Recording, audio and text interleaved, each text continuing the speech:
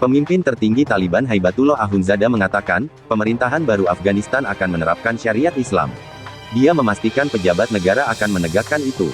Taliban telah mengumumkan pemerintahan baru bernama Islamic Emirate of Afghanistan. Beberapa pejabat telah ditunjuk. Mengenai Islamic Emirate of Afghanistan sebenarnya bukan nama baru.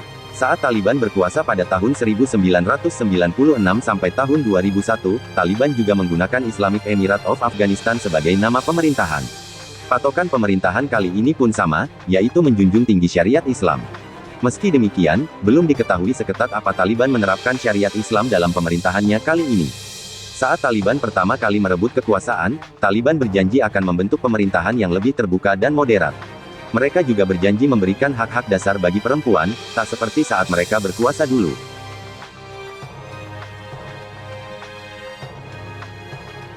Mantan Presiden Afghanistan yang digulingkan, Ashraf Ghani, kembali buka suara sehari setelah Taliban mengumumkan pemerintahan sementara di negara itu.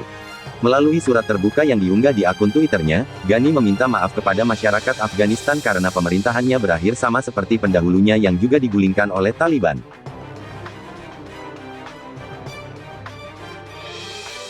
Daftar anggota kabinet yang diumumkan juru bicara Taliban, Zabihullah Mujahid, didominasi petinggi senior kelompok itu tanpa ada keterwakilan perempuan.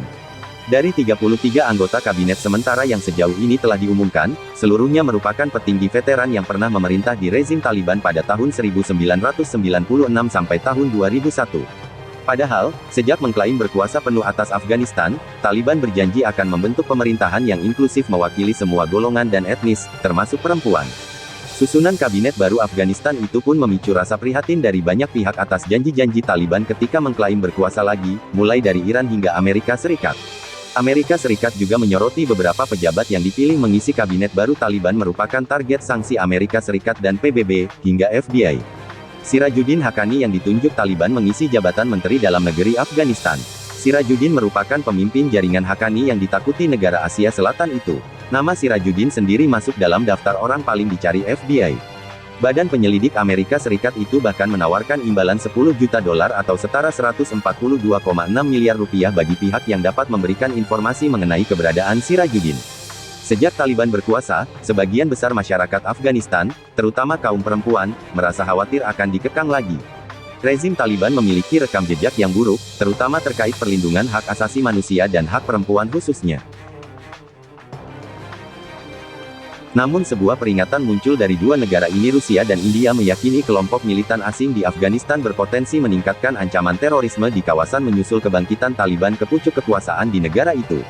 Kedua negara sepakat memperdalam kerjasama demi mengantisipasi ancaman terorisme itu dalam pertemuan antara Sekretaris Dewan Keamanan Rusia, Nikolai Patrushev, dan Penasihat Keamanan Nasional India, Ajit Doval, di New Delhi.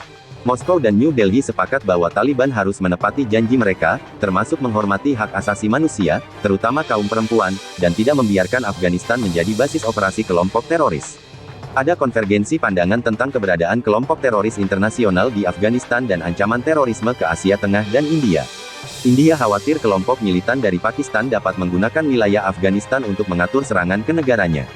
Sebab, Pakistan dikenal dekat dengan rezim Taliban, sementara Islamabad merupakan musuh bebuyutan India, terutama soal sengketa wilayah Kashmir. Sementara itu, Rusia khawatir gejolak yang tengah terjadi di Afghanistan meluas sampai ke kawasan Asia Tengah.